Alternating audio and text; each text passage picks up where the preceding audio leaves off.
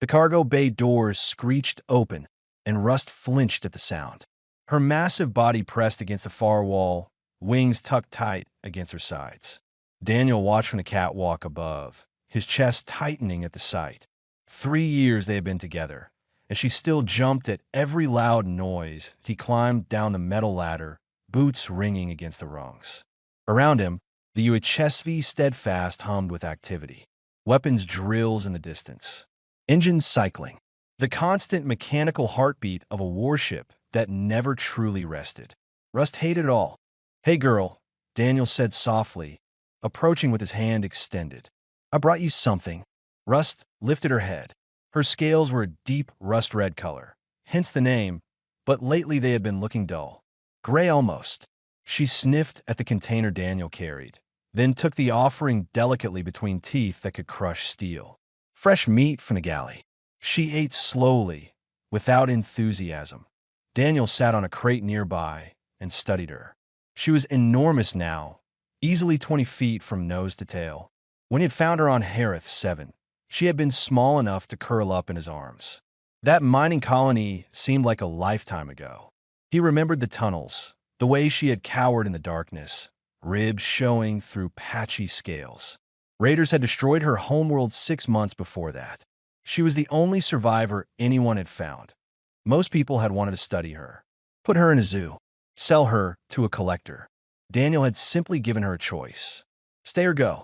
She had pressed her small head against his chest and stayed. "Captain," a voice crackled through his comm. Patricia Webb, his second in command. "You're needed on the bridge." 5 minutes, Daniel replied. "Sir, Admiral Harrison is waiting." Daniel sighed.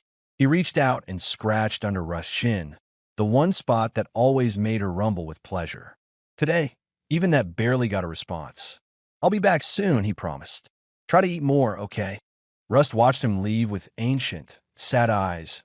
The bridge was controlled chaos. Officers worked at their stations, coordinating supply runs and patrol routes. Admiral Harrison's face filled the main screen, his expression hard. "Captain Cross," Harrison said without preamble, "I'm told you're still housing that creature on your ship." Daniel kept his voice level. "Rust is a member of my crew, sir. She's a liability. That cargo bay could hold additional ammunition, medical supplies, actual military resources. With respect, Admiral, she doesn't take up that much space." Harrison's eyes narrowed. "I received complaints. Your crew says the creature is disruptive, loud, dangerous." "Who complained?" Daniel asked, though he could guess. A few of the newer transfers had been vocal about Rust from day one. That's not relevant. What matters is that the Steadfast is a warship, not a sanctuary for exotic animals. "I'm ordering you to transfer the creature to a proper facility at our next port." Daniel felt his jaw clench. "No, sir." The bridge went silent. Patricia shot him a warning look. "Excuse me." Harrison's voice could have cut glass. "Permission to speak freely, sir." "Denied." "You have your orders, Captain." The screen went dark. Daniel stood there for a moment, aware of every eye on him. Then he turned and walked to his ready room without a word. Patricia followed him in. "Daniel, you can't refuse a direct order from an admiral. Watch me. They'll remove you from command. Court-martial you, maybe." Daniel pulled up files on his personal terminal. Schematics of the Steadfast. Environmental specifications. Dragon biology reports he had been collecting for months. There's an old observation deck on the port side, scheduled for conversion to armory space. So what if we used it for something else?" Patricia stared at him. "You want to build that dragon a room? On a military vessel?" "She's dying, Patricia." Daniel's voice cracked slightly. He cleared his throat. "I spoke with Churk yesterday. He examined her. Dragons and her species, when they experience chronic stress, they just fade. Stop eating. Stop moving. Their scales turn gray and they die." "Daniel, she saved my life on HFY. Did I ever tell you that? After I found her, raiders came back looking for survivors to sell. She was still half-starved, barely healed, and she fought them off while I was unconscious from a cave-in. A young dragon protecting a human she'd known for 2 weeks." Patricia was quiet for a moment. "Fleet Command will never approve it. Then I won't ask for approval." "That's insane." Probably. Daniel pulled up the observation deck schematics. But I'm doing it anyway. I need to know if you're with me. Patricia looked at the plans, then at Daniel, then back at the plans. Finally, she sighed. You're going to get us both demoted. Is that a yes? That's a yes, you stubborn idiot. She leaned over the terminal. But if we're doing this, we're doing it right. We'll need help. Louise from engineering. Keiko from hydroponics. People we trust. Thank you. Don't thank me yet. Thank me if we don't end up in the brig. That night, Daniel returned to the cargo bay. Rust was curled in her usual corner, barely moving.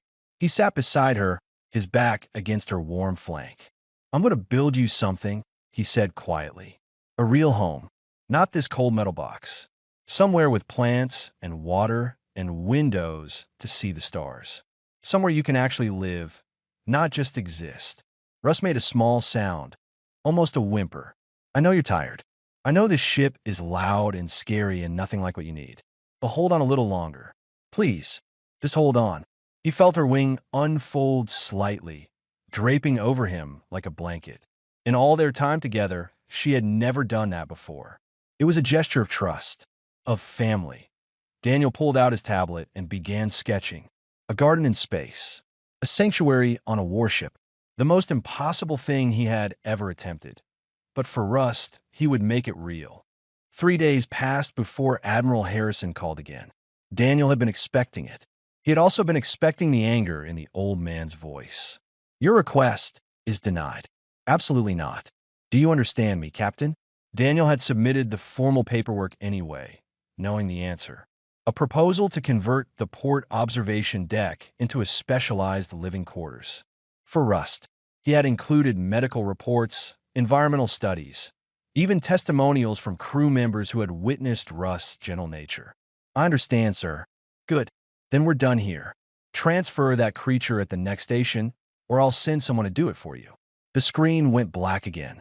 Daniel sat in his ready room, staring at the blank display. Behind him, Patricia cleared her throat. So what now? Now we build it anyway. Daniel, that's career suicide. My career means nothing if I let her die. Patricia crossed her arms.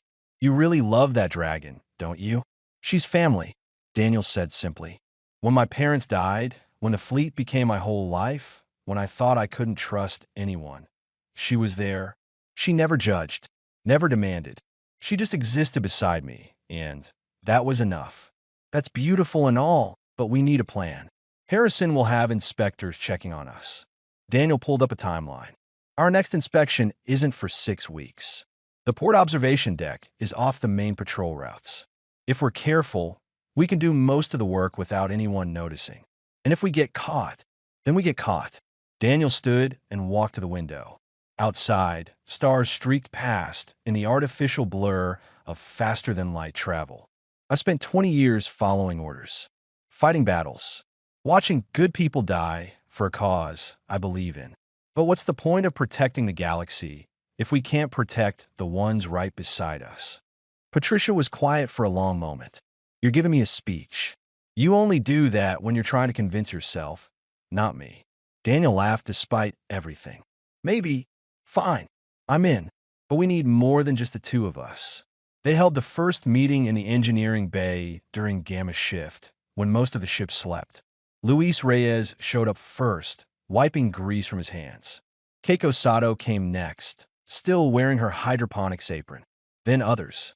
A pilot named Amy Richardson. A young ensign named David Brooks. A weapons officer named Tomas Ruiz. 0.8 people total. All volunteers. Daniel explained the plan. The old observation deck would become Rust's sanctuary. They would work during off hours, using spare materials and recycled equipment. Environmental controls. A water system. Plants. Everything a dragon needed to thrive. This is illegal, Luis pointed out.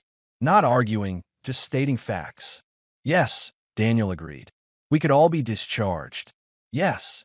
When do we start? They began that night. The observation deck was a mess. Decades of neglect had left it filled with broken equipment and dust. The windows were intact, though, huge panels that showed the cosmos beyond. That was the important part. Russ needed to see the sky, even if it was the artificial sky of deep space. They worked quietly, Luis rig temperuri lighting. Keiko assessed which plants could survive in the space. Amy and David started hauling out the junk, load by load, disguising it as regular waste disposal. Daniel worked alongside them, welding and lifting and planning. His hands blistered. His back ached. He had not done physical labor like this since his academy days, and his body reminded him of every year that had passed since then on the fourth night. Tomas arrived with something unexpected, a small pump and tubing. For water, he explained. Figured she might like running water. Dragons do, right? How did you know that? Tomas shrugged. Read about it. After you took her in, I got curious. Did some research. It was a small thing, a minor detail, but it meant someone else cared. Someone else saw Rust as more than just an inconvenient animal. The work continued for 2 weeks. They installed environmental controls that could adjust temperature and humidity. Luis jury-rigged the system to pull condensation from the ship's recycling units, creating a small stream that would flow over rocks into a shallow pool. Keiko brought plants from hydroponics, explaining which ones would help clean the air and which ones were just beautiful. Daniel barely slept. Between his regular duties and the secret construction, he was running on caffeine and determination. Patricia covered for him when he nodded off during briefings. The crew pretended not to notice. The close call came during week 3. Admiral Harrison sent an inspection team without warning. They arrived during Delta shift when half of Daniel's volunteers were in the observation deck installing the water feature. Patricia intercepted the inspectors at the airlock. Gentlemen, welcome aboard the Steadfast. Let me give you the full tour. That won't be necessary, Commander. We're here for a specific inspection. Of course. But surely the Admiral would want you to see our recent upgrades to the weapon systems? Captain Cross has been very proud of those. She led them the long way, through every uninteresting corridor she could find. Meanwhile, Daniel received her urgent message and raced to the observation deck. When he arrived, his team was frantically hiding tools and covering the half-finished construction with tarps. Everyone out. Now, use the maintenance shaft. They disappeared just as the inspectors reached the sealed deck door. Daniel positioned himself in front of it, reviewing a tablet as if checking routine maintenance logs. Captain Cross, the lead inspector said, we need to verify the armory expansion in this section. Armory expansion? That's not scheduled until next quarter. Our records show this observation deck was slated for conversion. Those are old plans. We determined it wasn't structurally sound. The hull plating needs replacement. It's been sealed off pending repairs. The inspector frowned. I need to see inside. Daniel's heart hammered. Behind that door was undeniable evidence of everything he had been building. I'm afraid that's not possible. The environmental seal is the only thing preventing atmosphere loss in that section. Opening it could compromise the entire deck. It was a complete lie. The inspector seemed to sense it. He stepped closer to the door. Then Patricia arrived, slightly out of breath. Captain, urgent message from Fleet Command. Eyes only. I'm in the middle of, sir, it's priority alpha. Daniel had no idea what she was doing, but he trusted her. Excuse me, gentlemen. Commander Webb will assist you with the rest of your inspection.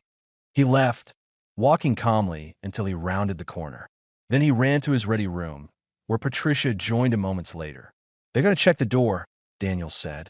No, they won't. I told them there was a radiation leak in that section from a damaged sensor array. They're not cleared for exposure. Is that true? Does it matter? They believed me. The inspectors left an hour later, their report noting minor concerns, but nothing worth escalating. Daniel and Patricia watched them depart from the bridge, both trying not to show their relief. That was too close, Patricia said quietly. I know. Maybe we should stop. Finish what we can and just know. Daniel's voice was firm. We're too far in now, and Rust is getting worse. Churik says she has maybe a month left if things don't change. Patricia looked at him with something like sadness. You know this can't end well, right? Probably not. But at least it will end with her having had one good thing. One place where she felt safe. That night, Daniel visited Rust in the cargo bay. She lifted her head when he approached, and he saw how much thinner she had become. Her eyes were dimmer, her movements slower. Just a little longer, he whispered pressing his forehead against her snout. Hold on just a little longer. I'm building you something wonderful. Russ made a soft sound, almost like a question. You'll see. I promise. Week 5 brought unexpected gifts. A package arrived during a supply run, addressed to Daniel, but with no return information. Inside were smooth river stones, dozens of them, polished and perfect. No note, no explanation. Louise turned one over in his hands. Dragons arrange stones, right? To mark their territory. How did you know that? Daniel asked. Someone left a book in the engineering bay. All about dragon behavior and psychology. Been reading it during breaks. Daniel felt something warm expand his chest. His crew was learning about Rust, caring about her. Not because they had to, but because they wanted to. The stones went into the observation deck, arranged in careful patterns around the water feature. Keiko added moss between them, tiny green cushions that made the whole thing look ancient and natural rather than constructed. The transformation was remarkable. What had been a cold, abandoned space now felt alive. The environmental controls worked perfectly, creating pockets of different temperatures and humidity levels. Russ could choose where to be comfortable. The plants thrived under artificial sunlight, growing faster than Keiko had predicted. The water burbled over rocks in a peaceful rhythm that seemed to calm everyone who heard it. But the real magic was in the details. Someone had programmed the lighting to mimic sunrise and sunset. Someone else had built a raised platform where Russ could perch and watch the stars through the massive windows. Amy Richardson had even found a way to pipe in natural sounds, recordings of wind and rain, and distant bird calls. IT was not just a room. It was a home. Daniel stood in the center of it during Gamma shift, alone except for the gentle sounds of water and rustling leaves. He thought about his own childhood home, long gone now. His mother's garden, where he had played as a boy. The way sunlight had filtered through leaves. The smell of earth after rain. They had built something that felt like those memories. A piece of earth, growing impossibly aboard a warship millions of miles from home. She'll love it, Patricia said from the doorway. Daniel turned.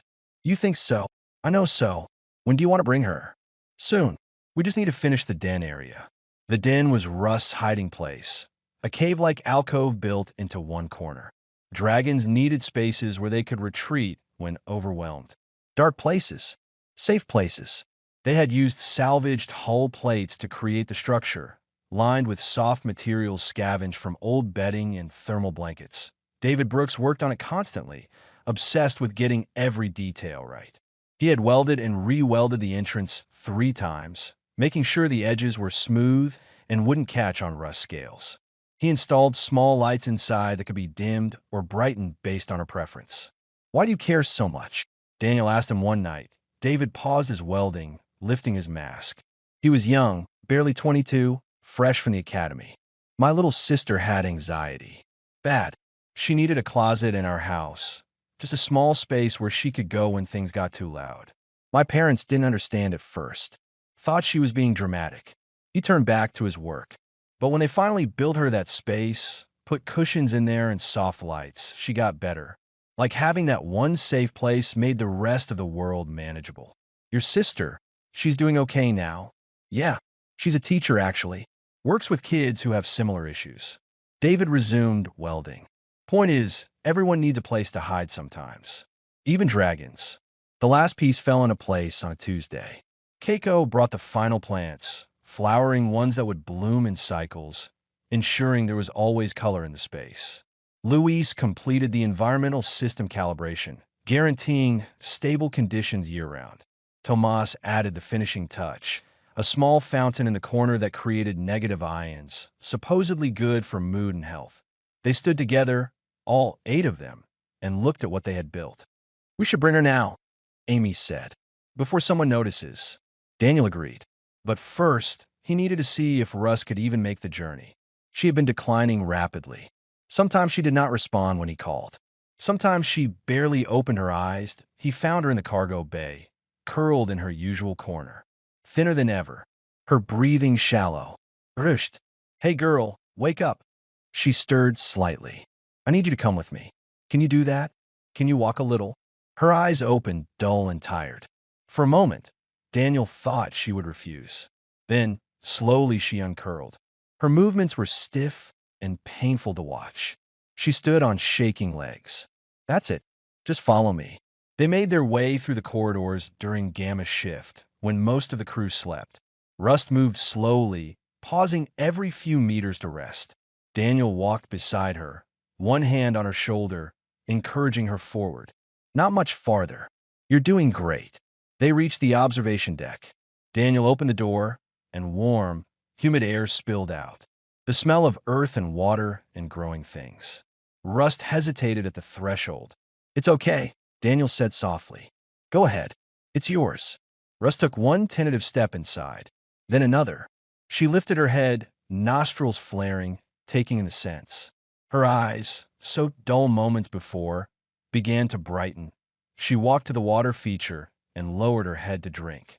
Then she moved to the plants, brushing against them gently.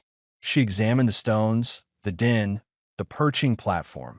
She spread her wings slightly, testing the space, and found it was large enough to stretch without hitting walls. Then she made a sound Daniel had heard only once before during construction. A deep, resonant hum that came from somewhere in her chest. A sound of contentment, of relief, of coming home. Rust walked to the center of the space and lay down, curling into a comfortable position for the first time in months. Her tail wrapped around her body, her wings folded neatly. She looked at Daniel with clear, bright eyes and made the humming sound again.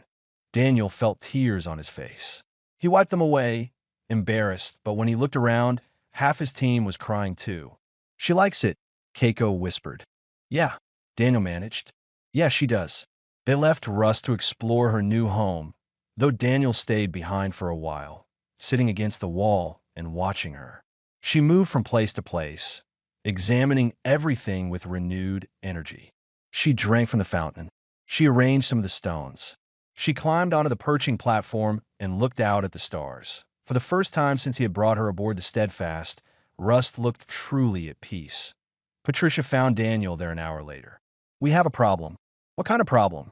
The big kind. The environmental systems in this section are showing on the main monitoring grid. Someone in Ops is going to notice the energy draw soon. Daniel stood. How long do we have? Maybe a day. Maybe less. Then we have a day to figure out how to explain this. Daniel, there is no explanation that ends well. I know. He looked back at Rust, who was now resting in her den, visible only as a patch of rust-red scales in the soft darkness. But at least she got to see it.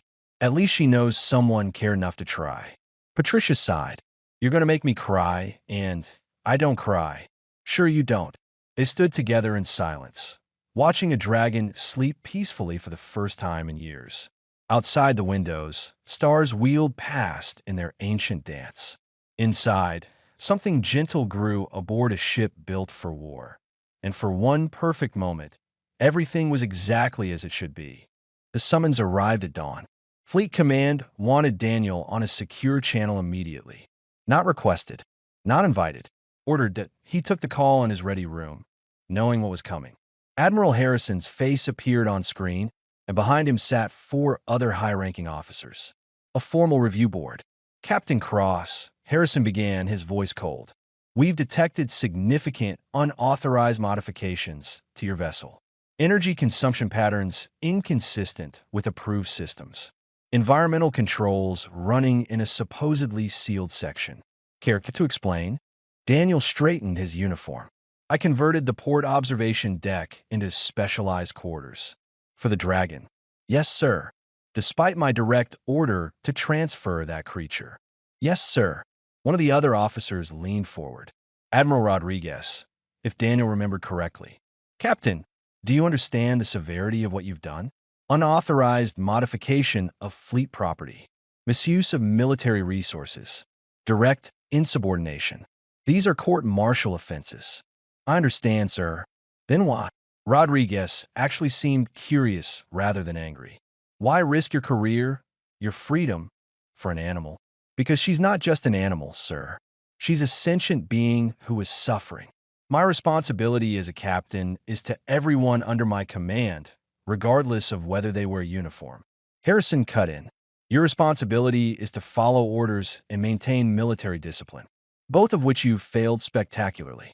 The hearing continued for an hour.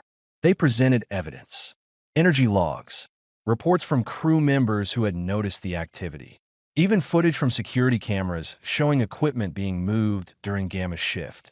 Daniel did not deny anything. There was no point. Patricia testified on his behalf, explaining how Rust had helped crew members with combat stress, how her presence had improved morale. Luis provided technical data showing the environmental system actually improved efficiency in surrounding sections. Keiko talked about the psychological benefits of green spaces on long deployments. The board listened politely and remained unmoved. Then Shurek was called to testify. The insectoid doctor entered the virtual hearing space, his multiple eyes focusing on the board.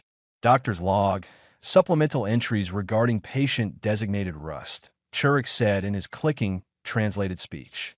Patient presented with severe depression, anxiety disorder, and failure to thrive syndrome. Condition deteriorating rapidly. Prognosis without intervention was terminal, estimated 2 to 4 weeks until death. Admiral Rodriguez leaned forward, and with intervention, patient responded immediately to environmental changes. Weight stabilized within 48 hours. Scale coloration improved. Behavioral markers indicate significant reduction in stress hormones. Current prognosis is full recovery. So the captain's actions saved the creature's life. Affirmative. Without this intervention, patient would have died. Harrison cut in again. That's very touching, Doctor, but it doesn't change the fact that Captain Cross broke regulations and defied orders. With respect, Admiral, Churk replied, in my species, we have a saying. Roughly translated, it means the law that destroys life serves only death. Captain Cross, preserve life. By our standards, that is the highest duty. We're not judging by your standards, Doctor. The hearing was about to conclude when someone unexpected joined the channel. A tall, elegant figure with silver skin and robes of state. Counselor Shireen of the Galactic Assembly. Forgive my intrusion, she said, her voice carrying the weight of authority. But I've been monitoring this proceeding, and I feel compelled to speak. Harrison looked annoyed. Counselor, this is an internal military matter. Is it? The Galactic Assembly has been watching humanity with great interest since you joined the community. Your species has a unique reputation. We're aware of our military capabilities. I'm not talking about your weapons, Admiral. I'm talking about your capacity for compassion. Your ability to make others feel safe. To create homes in impossible places. Shireen's image moved closer, her expression serious. Every species in the Assembly has strengths. The Taurians have technology. The Venturi have ancient wisdom. The Kalesh have numbers. But humans? Humans have something rarer. You see suffering, and you cannot help but respond to it. You build gardens in deserts. You make families with strangers. You look at the universe and insist it can be kinder. She gestured to the data on screen. This captain saw a dying creature and built her a sanctuary. Not because it was profitable, not because it served military objectives, but because it was right. And now you want to punish him for embodying the very qualities that make humanity valuable to the galactic community. Harrison's jaw tightened. Counselor, with respect, discipline, and order are what make the fleet effective. And compassion is what makes humanity worth defending, Shireen countered. What message does it send if your own military cannot extend mercy to one creature under its care? If you punish kindness instead of celebrating it? The board conferred quietly. Daniel stood at attention, barely breathing. Finally, Admiral Rodriguez spoke. Captain Cross, you've put us in an impossible position. What you did was illegal. There's no question about that. But the counselor raises valid points about optics and values. We're proposing a compromise, Harrison said, clearly unhappy. The sanctuary stays, but it must pass full safety inspections and cannot interfere with ship operations.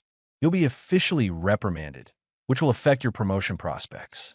And you'll write a formal proposal for integrating non-combat personnel support systems on fleet vessels. Daniel blinked.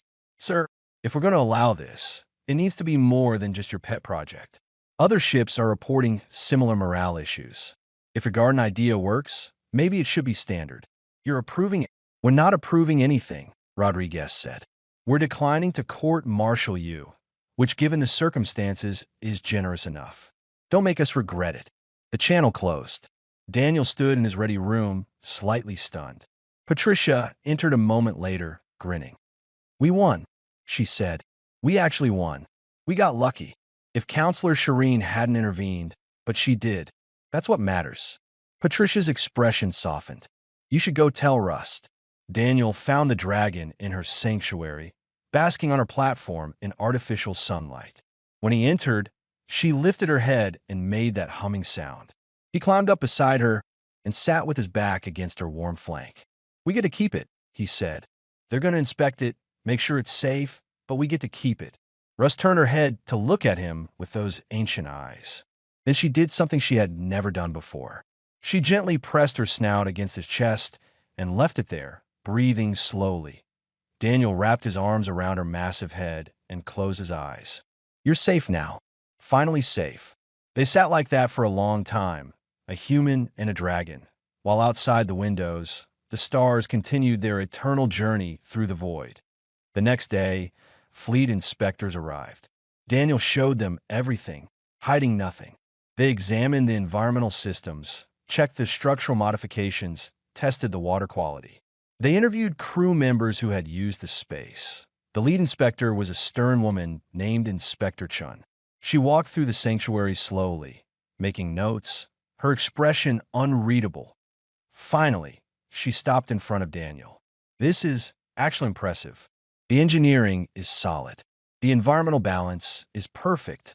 And I've never seen crew morale scores this high on a warship. Does that mean it means you pass inspection? Barely. She almost smiled. But between you and me, Captain, this is the best thing I've seen in 20 years of inspections. If you ever write that proposal they mentioned, I'll support it. After she left, the crew gathered in the sanctuary. All 8 of the original volunteers, plus others who had helped along the way. Rust moved among them, accepting gentle touches and offering her presence in return. To Rust, Patricia said, raising a drink. And to stubborn captains who refused to give up. To gardens in space, Luis added. To homes, Keiko said softly. Wherever we can build them. They drank and laughed and celebrated. And in the center of it all, a dragon hummed her contentment, surrounded by the strange, wonderful humans who had given her back her life. 6 months transformed everything. The sanctuary, now officially designated as Integrated Support Habitat 1, had become the heart of the Steadfast. Crew members requested time, slots to visit, finding peace among the plants and water. Russ seemed to understand her role in this new arrangement. She welcomed visitors with calm patience, somehow knowing who needed her presence most. Daniel documented everything. The mental health improvements, the reduction in disciplinary incidents, the way combat stress pilots could spend 30 minutes in the sanctuary and return to duty with steady hands. The data went into his proposal for fleet command, along with detailed construction plans and resource requirements. Other ships heard about it. Captains called asking questions. Engineers requested schematics. The impossible idea of gardens on warships was spreading, but Rust had changed too. Her scales gleamed brilliant rust red now, catching the artificial sunlight. She had gained weight, filling out to healthy proportions. She moved with grace and energy, no longer the broken creature who flinched at every sound. She had started doing something new as well. Every morning, she would arrange stones in careful patterns near the entrance to the sanctuary. Complex designs that she adjusted daily. Luis thought she was marking time. Keiko believed she was creating art. Daniel suspected she was simply expressing joy the only way she knew how. Young Ensign David Brooks spent hours watching her work. It's like meditation, he told Daniel. The way she moves each stone so carefully. Everything deliberate. Everything meaningful. She's happy, Daniel said simply. Yeah, she is. The change in Rust affected the entire crew. People who had been skeptical about housing a dragon now brought her gifts. Someone left fresh fruit by her sleeping den. Someone else carved wooden perches for the plants. The ship's cook started preparing special meals for her, consulting with Churik about dragon nutrition. Rust accepted it all with gentle dignity. Patricia noticed something else. She's protective of them now. Did you see how she positioned herself when that repair crew came through yesterday? She put herself between them and the plants. Daniel had seen it. Rust was claiming the space as hers, yes, but she was also protecting it, guarding the sanctuary for everyone who needed it. The first real test came during a routine patrol gone wrong. A distress signal from a mining outpost. Pirates. The Steadfast responded immediately, jumping to faster-than-light speed toward the crisis. The crew prepared for combat with practiced efficiency. Weapons charged. Shields powered up. Everyone at their stations. But Daniel noticed something different this time. No panique. No nervous energy. The crew moved with calm professionalism. Before heading to the bridge, he visited the sanctuary. Rust was there, surrounded by off-duty crew members seeking a moment of peace before possible battle. She moved among them, her presence somehow steadying. A pilot who usually shook before combat sat with her hand on Rust's side, breathing slowly. 5 minutes, Daniel announced quietly. Then everyone to stations. They filed out, each touching Rust in passing. A hand on her flank, fingers brushing her wing. Small gestures of gratitude. The battle was brief but intense. The pirates fled when they realized they faced a fleet warship.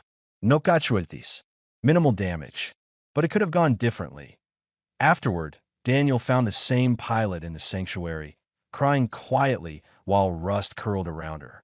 The dragon made soft sounds, almost like crooning. She knows, the pilot said through tears. She always knows when someone's scared. Daniel left them alone. Some moments were too private to intrude upon. That night, he compiled another report. Combat effectiveness up 12%. Response times improved. Communication clearer. The sanctuary was not just helping mental health. It was making them better at their jobs. He submitted it to Fleet Command with a simple note. This works. We need this on every ship. Admiral Harrison called him the next day. Your reports are causing quite a stir, Captain. Good stir or bad stir, sir? Both. Some admirals think you've lost your mind. Others are already requesting construction permits for their own ships. Harrison paused. I'm in the latter category for what it's worth. Sir, I was wrong, Cross. About the dragon. About the sanctuary. About all of it. My ship could use something like this. My crew could use it. Daniel felt something loosen in his chest. Validation he had not realized he needed. The requests came flooding in after that. 73 ships wanted sanctuaries. Engineers needed training. Biologists wanted to consult. The project that started as one captain's desperate attempt to save his dragon friend became a fleet-wide initiative, but the Steadfast remained the original. The template. Other ships could copy the design, but they could not copy what made it special. The history.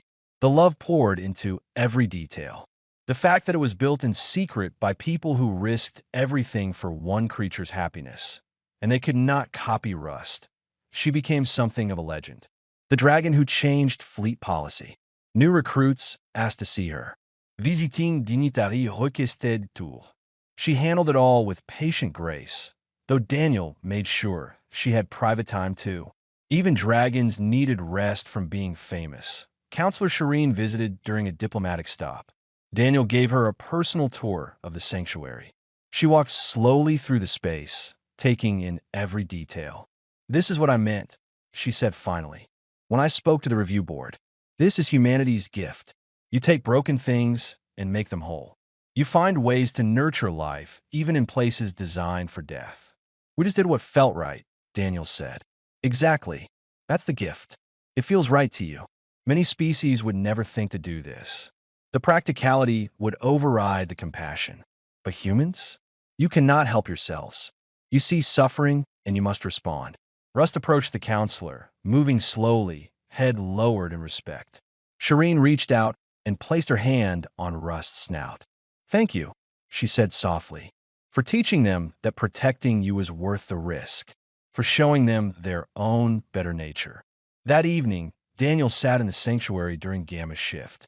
alone except for Rust, who dozed on her platform. He thought about how far they had come. From that cargo bay where she barely moved to this garden where she thrived. From defying orders to changing policy. From one captain's desperate act to a movement across the fleet. Did you know? He asked the sleeping dragon. When you followed me from Harith 7, did you know we'd end up here? Rust opened one eye, regarded him calmly, then closed it again. Her tail twitched slightly, possibly the dragon equivalent of a shrug. Daniel laughed quietly. Yeah, me neither. He stood and walked to the windows. Outside, stars blazed in their billions. Somewhere out there, on dozens of ships, construction crews were building new sanctuaries, following the template, creating places of gentleness aboard vessels of war, all because one dragon needed a home. All because one captain refused to give up. Patricia found him there an hour later. We're getting another request.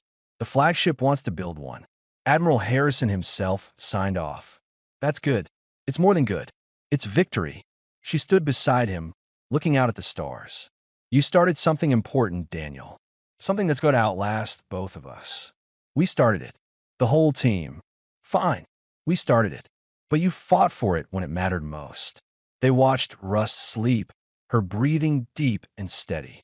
A dragon at peace aboard a human warship. An impossible thing that had become real through stubborn determination and love. She saved me, you know, Daniel said quietly. I think about who I was before Harith 7. So focused on duty, I forgot why duty mattered. She reminded me. Every day, just by existing, she reminds me what we're protecting. Life, Patricia said. Yeah, life. The emergency came without warning. A massive convoy of refugee ships, fleeing conflict in the outer territories. Hundreds of thousands of people with nowhere to go. The Steadfast received orders to escort them through contested space to safety. Daniel knew what that meant. Pirates. Scavengers. Maybe worse. The convoy would be a target, slow-moving and vulnerable. His ship would be the only thing standing between refugees and disaster. He briefed his crew honestly. This will be dangerous. We're outnumbered and operating far from support. Anyone who can't handle that should speak now. Nobody spoke. They had trained for this. More importantly, they had the sanctuary, a place to find calm before the storm in the days leading up to the mission. The sanctuary saw constant use. Crew members cycled through in shifts, spending precious minutes in peace before returning to preparation. Rust seemed to understand the tension. She moved among them more actively than usual, offering her presence to anyone who needed it. The day before departure, young David Brooks sat with her for over an hour. His hand shook slightly as he ran them over her scales. I'm scared, he admitted quietly. Rust lowered her head and pressed her snout gently against his chest. The same gesture she had given Daniel months ago. A gesture of family. Thanks, David whispered. I needed that. The convoy jumped to faster-than-light speed in formation. 300 refugee ships, fragile and desperate, with the Steadfast as their guardian. Daniel watched from the bridge as they emerged in contested space. The attacks started within hours. Small raider groups, testing their defenses. The Steadfast drove them off easily, but Daniel knew worse was coming. Between battles, the crew rotated through the sanctuary. 15-minute breaks to breathe and center themselves. It should not have worked. Conventional military thinking said they needed rest periods, not garden visits. But the data did not lie. His crew performed better, faster, more efficiently after time with Rust. The worst attack came on day 3. A full pirate fleet, 20 ships, moving to surround the convoy. The Steadfast was alone against impossible odds. All hands to battle stations, Daniel ordered. We hold the line. We do not let them through. The fight was brutal. The Steadfast took hits that rocked the entire ship. Alarms screamed. Damage reports flooded in. But the crew held together with remarkable composure. During a brief lull, Patricia pulled Daniel aside. Environmental systems are failing in sections 7 and 8. But the sanctuary is holding. The independent systems you built are keeping it stable. Can we use it? For what? Emergency shelter. If we have to evacuate sections, We'll need somewhere to send people. Patricia understood immediately. I'll coordinate with medical. The battle resumed. The steadfast dance between raider ships, shields blazing, weapons firing. They took damage, but gave worse. One pirate ship disabled, then another.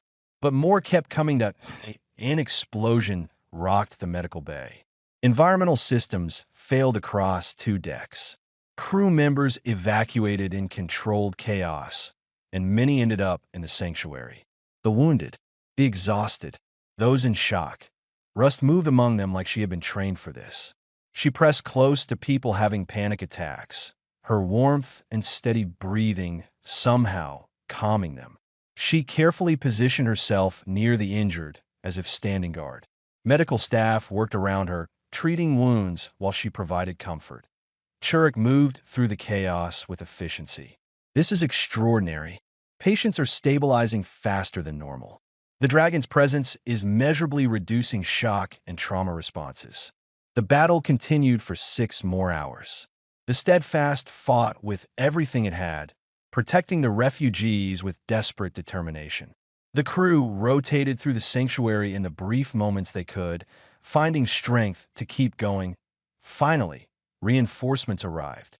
3 more fleet warships, responding to distress calls. The pirates scattered. The convoy was safe. Daniel stood on the bridge, exhausted beyond measure, and looked at the refugee ships continuing toward safety. They had done it. Against impossible odds, they had protected thousands of lives. The cost was high. The Steadfast was heavily damaged. Crew members injured. Systems failing across multiple decks. But everyone was alive. Everyone would go home. He visited the sanctuary after the battle. It was crowded with people, some sleeping, some sitting quietly, all finding solace in the green space. Rust lay in the center, surrounded by humans who had survived because of her indirect help. David Brooks sat against her side, bandaged but alive. "We made it," he said quietly. "Yeah," Daniel replied. "We did." The repairs took weeks.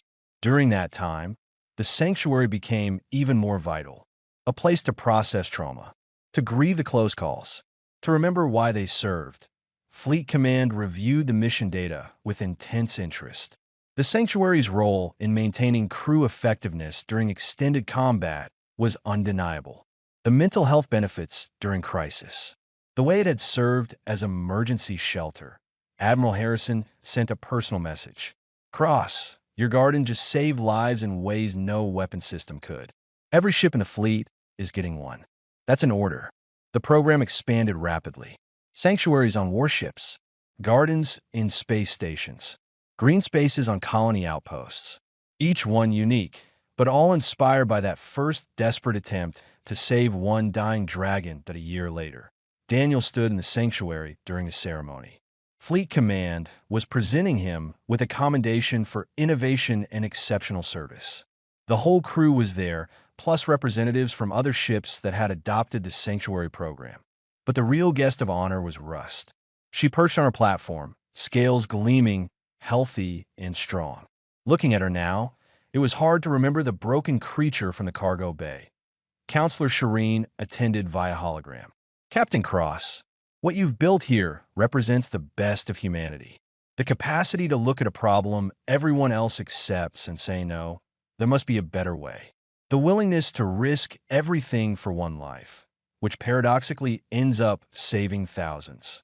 She turned to address everyone present. Other species build weapons. Humans build gardens. Other species accept suffering. Humans insist it can be healed. This sanctuary, and every one that follows, stands as proof that the strongest force in the galaxy is not firepower. It's compassion. After the ceremony, after the speeches and congratulations, Daniel found himself alone with Rust in the sanctuary. The stars wheeled past the windows. The water sang its gentle song. The plants swayed in artificial breeze. "I still can't believe we pulled this off," he said to her. One stubborn captain and one dying dragon, changing fleet policy.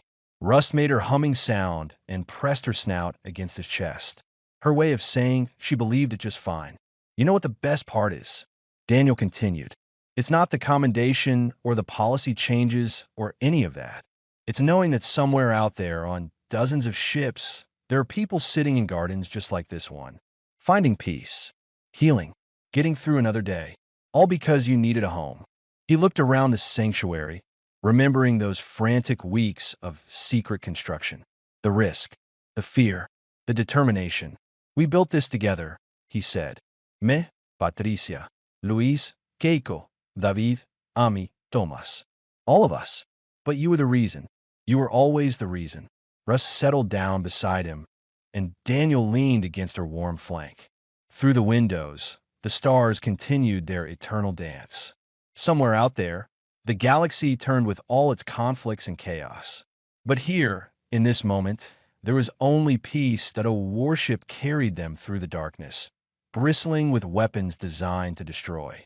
But deep in its heart, past the armor and the reactors and the cold military efficiency, there was a garden. And in that garden, a dragon hummed her contentment, while a human captain finally understood what he had been fighting for all along. Not victory, not glory, not even survival, though that mattered, that he had been fighting for this. For the possibility of gentle things existing in harsh places. For the chance to protect the vulnerable and nurture the wounded. For homes built against all logic, proving that love could reshape even the most impossible circumstances. The fleet captain stood in his warship, surrounded by plants and water and one very content dragon. The most powerful weapons in the galaxy waited at his command. But the most important thing he had ever built was right here, a sanctuary. A home. A reminder that even in the darkest places, even aboard vessels designed for war, there must be spaces where life is cherished. Where the strong protect, not by destroying, but by making room for others to simply exist. Daniel Cross had built Rust a home. But in doing so, he had built something far greater. A vision of what military service could be, should be. A fusion of strength and compassion, power and peace. The sanctuary hummed with life around them. Outside, the war continued. Inside, a dragon and her human family proved that sometimes the bravest thing a warrior can do is choose gentleness. And in that choice, everything changed.